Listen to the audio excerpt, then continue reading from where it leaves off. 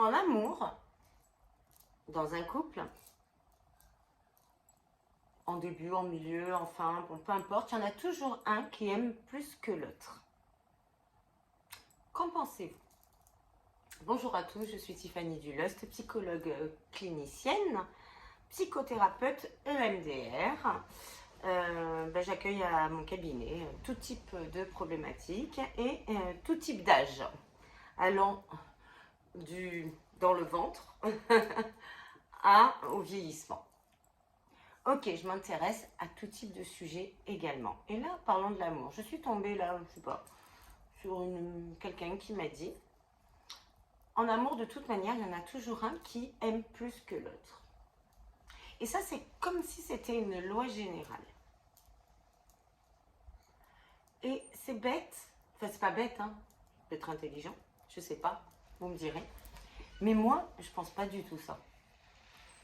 En amour, quand on parle d'amour, il n'y en a pas toujours un qui aime plus que l'autre. Enfin, pour moi. En tout cas, en relation de couple. Après, c'est une relation débutante où il y en a un qui est peu disponible et l'autre tout le temps en attente. On n'est pas dans l'amour, pour moi. Je parle du début de la relation. Ou même si ça continue comme ça tout au long de la relation. Moi, je pense que quand on est amoureux, quand on est un couple amoureux, il n'y en a pas un qui aime plus que l'autre. Je ne pense pas du tout ça. Je pense que même celui qui, soi-disant, aime plus que l'autre,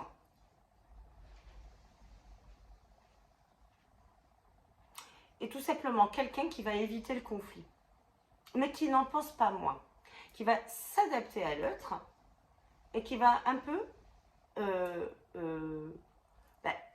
faire semblant dans la relation pour être aimé par l'autre. Alors, il est vrai que on a tous besoin d'être aimé et d'aimer. Tous. Être célibataire et être aimé ou aimer quelqu'un, et quand je parle d'aimer, c'est aimer, de véritable amour. Je ne parle pas de la passion. Hein. Je parle pas de bien que la passion amoureuse, c'est un sentiment exceptionnel, fulgurant, dynamisant, quand elle est vécue des deux côtés, bien évidemment.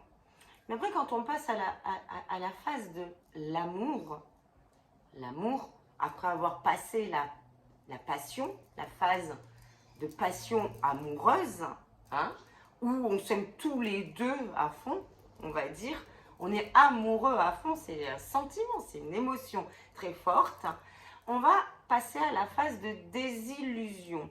Désillusion, c'est-à-dire qu'on va commencer à voir les défauts de l'autre. Et donc, ça va donner lieu à des confrontations. Des confrontations. Ça qui anime le couple. Hein. Les confrontations peuvent être constructives pour le couple parce qu'on n'est pas semblables. Donc, on ne peut pas rester toute sa vie dans une passion amoureuse en disant que l'autre est parfait, idéal, etc. C'est notre binôme, c'est tout, c'est génial, etc. Ça n'existe pas toute une vie. Ça existe en début de relation. Ça peut durer quelques années, ça peut durer 2 ans, 3 ans. Mais après, quand on commence à vivre du quotidien ensemble, on va commencer à remarquer que l'autre est différent de nous et dans ses opinions, dans sa manière d'être, dans sa manière de faire, et ça va donner lieu obligatoirement à des confrontations. Bien évidemment, pour arriver à dépasser ce stade des confrontations qui sont hyper utiles au couple et importantes autrement, s'il n'y avait pas ces confrontations-là, on s'ennuierait, entre guillemets, dans le couple. Maintenant, pour pas que ça fasse du mal à notre couple, ces confrontations-là, il va falloir beaucoup de communication, la communication, une forme de bienveillance, peut-être des moments où on aura besoin de s'éloigner pour réfléchir mutuellement, mais si le couple a envie, c'est ce qui peut nous manquer actuellement, a envie, arrive à prendre, en compte vraiment ces confrontations et qu'il n'y en a pas un qui se soumet à l'autre en pensant que il aime plus l'autre que l'autre l'aime, ça vous comprenez? Pas si je me fais comprendre. S'il n'y en a pas un qui se soumet à l'autre et qui ose dire réellement dans ces confrontations-là, pas sur le moment de la dispute, mais en réfléchissant, en construisant dans sa tête et par amour de la relation qu'il a avec l'autre, qu'il ose dire que là, il n'est pas d'accord et qu'il aimerait ça tout en étant bienveillant avec les besoins de l'autre, auquel cas on peut surmonter cette phase de désillusion, avec une forme de bienveillance des deux côtés dans la communication, d'accord, prenant bien en compte les limites de chacun, d'accord, pour arriver à une dernière étape. Bon, il y en a 5 en tout, mais je fais un peu un raccourci, qui va être le véritable amour profond de l'autre.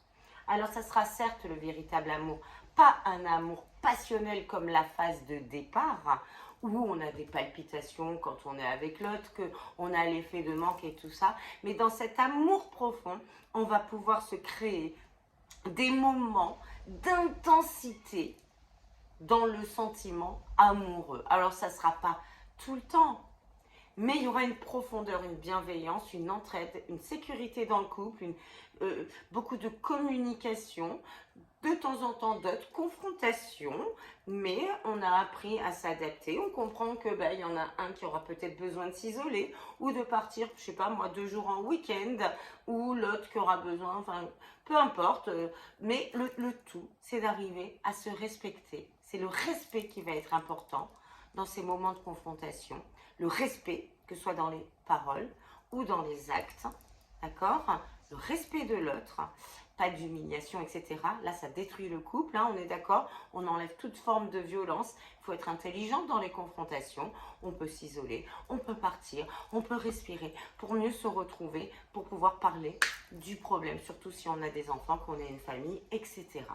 Donc, et pour pouvoir dépasser cette partie-là, cette phase-là de désillusion, pour pouvoir arriver à l'amour qui va être profond, fait de sentiments passionnels par moments, de confrontation par d'autres moments, d'accord, de communication, de désir, mais aussi de sécurité, etc., etc. L'amour, c'est ça. Pour moi, en amour, et c'est mon opinion, si on ressent qu'il y en a un qui aime plus que l'autre, eh bien, il faut en parler. Parce que non, l'amour, c'est pas un qui aime plus que l'autre. En amour, il n'y en a pas un qui aime plus que l'autre. On s'aime à notre manière, avec notre tempérament. Mais c'est pas parce qu'il y en a un qui donne plus à l'autre et qui fait plus que l'autre l'aime moins. Et si l'autre pense qu'il est moins aimé parce qu'il fait trop, peut-être qu'il faut qu'il en parle à l'autre. Et peut-être qu'il faut qu'il en fasse moins. C'est dans la communication, le respect et la bienveillance. Mais il n'y a pas de plus ou de moins. De plus ou de moins. Je ne suis pas d'accord avec ça. En amour, il y en a toujours un qui aime plus que l'autre. Ce n'est pas vrai. Et si vous ressentez ça, si vous ressentez que vous êtes plus aimé que l'autre, ou par l'autre, ça veut dire que vous êtes dans le contrôle de la relation et que vous avez l'impression que vous pouvez faire ce que vous voulez avec l'autre. Si vous sentez que l'autre vous aime plus que ce que vous l'aimez, c'est que vous contrôlez la relation et que vous gérez tout ça. Vous gérez tout ça à votre guise. Puis si l'autre nous aime plus, on peut faire ce qu'on veut, après tout. On peut même être infidèle, il nous pardonnera. On peut même être violent, il nous pardonnera. Ça s'appelle du contrôle. Et si nous, on sent qu'on aime plus que l'autre nous aime, il faut se poser des questions. Il y a un problème là. Et peut-être qu'il va falloir un petit peu plus s'affirmer. Peut-être qu'il va falloir un petit peu plus communiquer, dire ses besoins. Peut-être mettre des limites. Et à un moment donné, dire, ben ça non, ça je ne veux pas. Ça j'ai besoin de ça.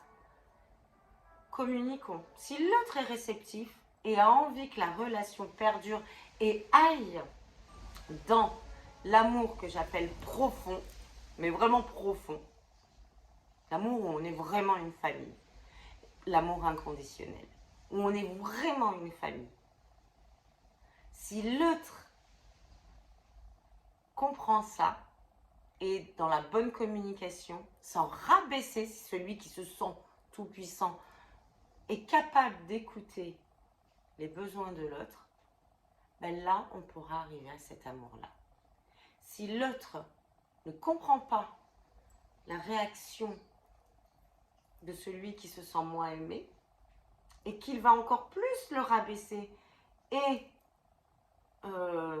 encore plus lui montrer que c'est lui qui contrôle, et bien là, auquel cas, il faut que celui qui se sent moins aimé prenne une forme de distance par rapport à son couple et à sa relation pour réfléchir à quels sont ses besoins et comment il a envie de communiquer et re-rentrer dans cette relation amoureuse pour pouvoir toujours avancer et aller vers cette étape de l'amour profond où on est à égalité avec deux personnalités différentes. C'est pas parce qu'il y en a un qui dit je t'aime tous les jours qu'il est et que l'autre dit un peu moins mais montre autrement son amour que il y en a un qui aime plus que l'autre. C'est faux.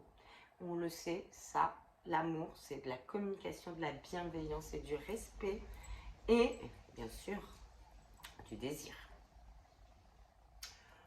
Voilà ce que je pense de tout ça. J'espère que cette vidéo sera porteuse pour vous. Moi, je suis contre le plus ou moins. En amour, il y a deux personnes et il y a la relation amoureuse au milieu. Et il faut que ces deux personnes-là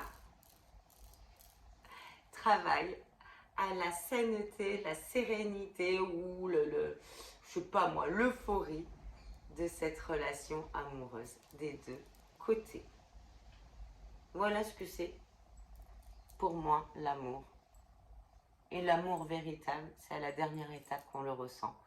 Quand on s'enlève toutes ces choses-là, toutes ces idées-là de la tête, que en amour, il y en a toujours un qui aime plus que l'autre. C'est faux. Si vous avez aimé cette vidéo, bah écoutez, vous pouvez liker. Ça me ferait plaisir. Commenter. Gentiment, je le dis toujours, hein, avec respect et bienveillance, en donnant vos idées.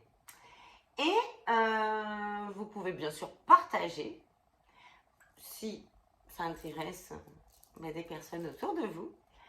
Et bien sûr, vous abonner si vous ne l'avez pas encore fait. En tout cas, je vous embrasse fort. Je vous fais des gros bisous. Bisous!